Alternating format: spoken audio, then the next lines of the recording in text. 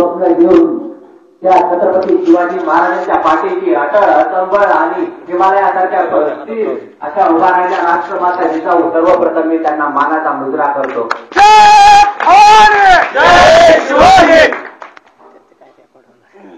आपल्या आईच्या स्वप्नापूर्ती आणि या देशातल्या सर्व स्त्रियांवर होणाऱ्या अत्याचारासाठी विरुद्ध लढणारा एकच महापुरुष महापराक्रमी असा राजा शिवछत्रपती यांना प्रथमतः मानाचा अभिवादन करतो. आणि ज्या वारसदारानं घडून दाखवलं की पुत्र कसा असावा आणि त्यांनी स्वराज्य टिकवलं त्या संभाजी महाराजांना सुद्धा वंदन करतो. मला माहित आहे आपल्या लोकांना चर्चा करायची खूप सवय आहे आणि चर्चेतूनच एखाद्या गोष्टीचा इश्यू कसा करायचा हे त्यांच्या रक्तात भिनले आणि त्यामुळं मागच्या काही शतकामध्ये संभाजी महाराज बदनाम झाले. पण काळात किती ढग आढळून द्या, ढग किती काळे असून द्या, पावसाळ्याचा किती वातावरण असून द्या, पण एक दिवस असा येतो ज्या दिवशी सूर्य तिथून बाहेर पडतो. तसंच संभाजी महाराजांच्या चरित्रावर आज प्रकाश पडत आहे आणि ते आपल्या सगळ्यांचे मानाचे स्थान झाले आहे.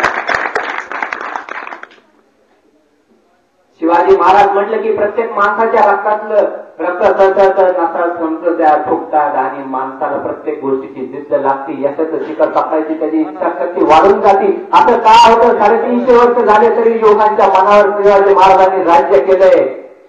असं काय होतं त्या राज्यात? जिजाऊंनी असे कोणते संस्कार दिले? ज्यावेळेस विचार करतो त्यावेळेस एक गोष्ट लक्षात येते, अरे संस्कृती आपल्या भारताची, रामायण महाभारत या गोष्टीपासून त्यांच्यावर बालमनावर परिणाम झाले. त्यांना शिकवलं गेलं की अन्यायाविरुद्ध लढायचं कसं, मावळे गोळा कसे करायचे. आणि त्यांना एक रोपट दिलं, एक बी दिलं जिजाऊ महासाहेबांनी आणि म्हटले हे घे बी. त्या पिकाचं ती प्रत्येक मावळ्याच्या मनात या मराठी मातीत रोप आणि तुला उद्याचं स्वराज्य देतं. अरे कोणतं होतं ते बी? विचार केला. शिवाजी महाराजांनी विचारलं, महासाहेब कोणतं बी? ते म्हणे विश्वासाचं, आपुलकीचं बी, एकतेचं बी. आणि हे तो प्रत्येक माणसाच्या मनात तोड, एक दिवशी याचे फळ तुलाच भेटणार आणि स्वराज्य याच वटवृक्षावर वाढणार याची काही क्षमता नाही. आणि शिवाजी महाराजांनी त्या वटवृक्ष प्रत्येक मावळ्याच्या मनामध्ये मातीमध्ये आणि विचारांमध्ये कोरला आणि स्वराज्य स्थापन झालं. वर्षा 2 वर्षापूर्वीची गोष्ट, धुळे प्रकरण तुम्हाला सगळ्याला माहित आहे. काय झालं, कसं झालं, कसं झालं हे कोणालाही माहित नाही. एके दिवशी अचानक दुपारची वेळ, काही दृष्ट बुद्धीचे व्यक्ती तिथे गेले आणि विद्यार्थिनी गृहात गेले. 4-5 मुलींना ओढून आणलं, त्यांच्या अंगावरची वस्त्रे पाडली, बलात्कार केले, त्यांच्या अंगाचे अस्त्र, त्यांच्या अंगावरचे प्रत्येक वस्तू त्यांची फेकून दिली आणि त्यांच्यावर 7-8 जणांनी सामूहिक बलात्कार केला. त्यांची अवयव पाडून रस्त्यावर टाकली. कोण रोखणार? आता 2 वर्षापूर्वीची गोष्ट. माणसाच्या मनात रक्त सळसळतं. अरे झालं कशानं? त्यानंतर तेवढ्यावरही त्यांची भूक भागली नाही. मग काय, त्यांनी लेडीज कॉन्स्टेबलला लंग करून पूर्ण गावात भिंत काढली. हे प्रकरण आपल्याला माहित नाही, कारण गव्हर्नमेंटने आपल्या प्रसार माध्यम, प्रगती माध्यमावर बंदी टाकली होती की अशा गोष्टीचा प्रसार करू नये, कारण लोकांमध्ये असंतोष वाढून येईल. पण तिथं अटकलेल्या ज्या मुली, ज्या आपल्या माता भगिनी होत्या, त्यांना विचारा. स्वप्न घेऊन त्या छत्रपती शिवाजी महाराजांच्या पाठीची अटळ अचंबळ आणि हिमालयासारख्या अशा उभा राहिल्या राष्ट्रमाता जिजाऊ सर्वप्रथम मी त्यांना मानाचा मुजरा करतो.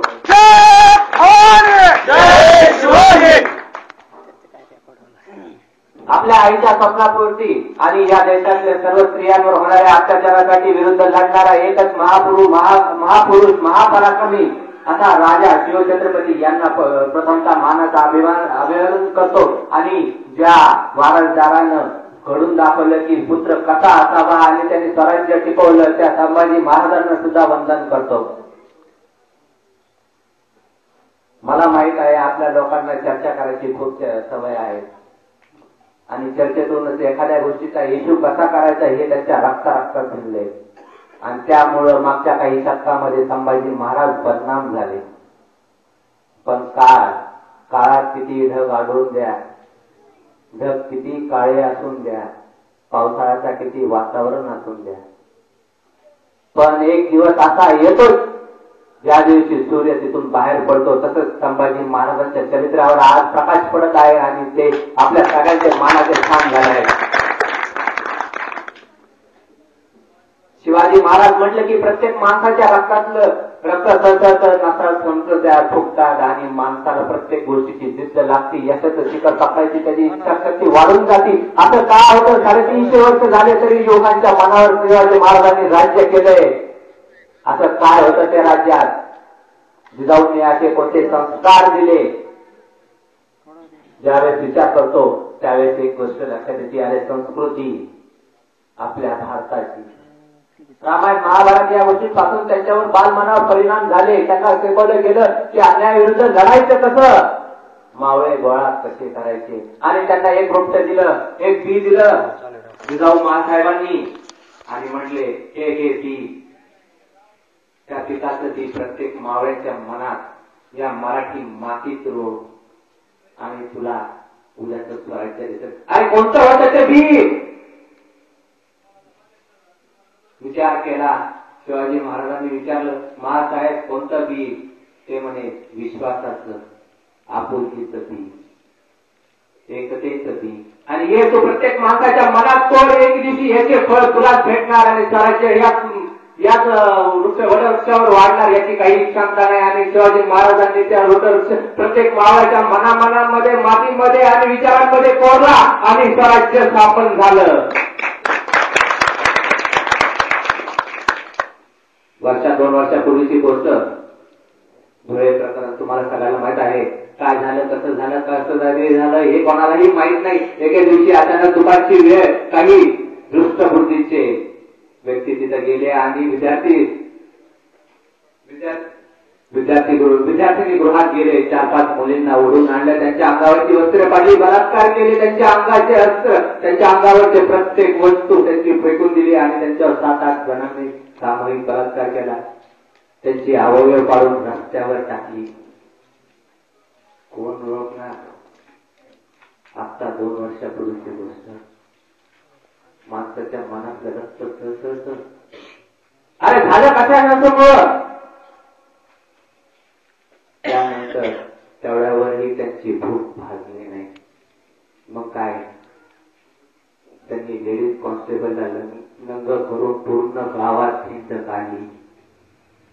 हे प्रकरण आपल्याला माहित नाही, कारण गव्हर्नमेंटने आपल्या प्रसार माध्यम, प्रगती माध्यमावर बंदी टाकली होती की अशा गोष्टीचा प्रसार करू नये, कारण लोकांमध्ये असंतोष वाढून येईल.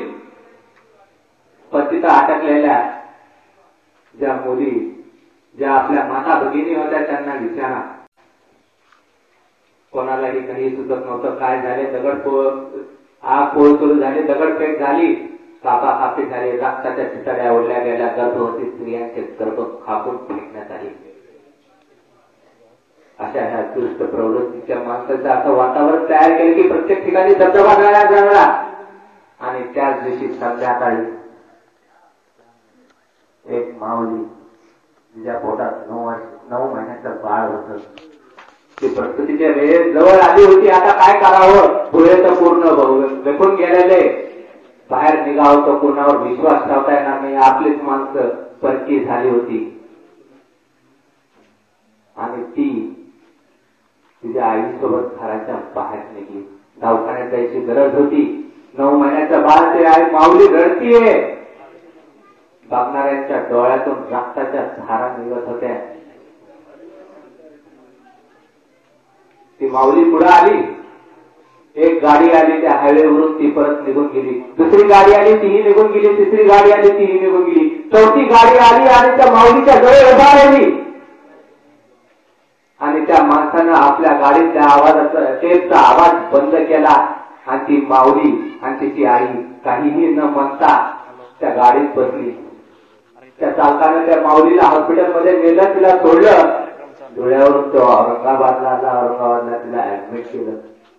मुलाचा प्रस्तुत झाला. दुसऱ्या दिवशी तो माणूस त्या माऊलीला भेटायला गेला, ज्याला आपण सोडलं तर रात्री मदत केली होती.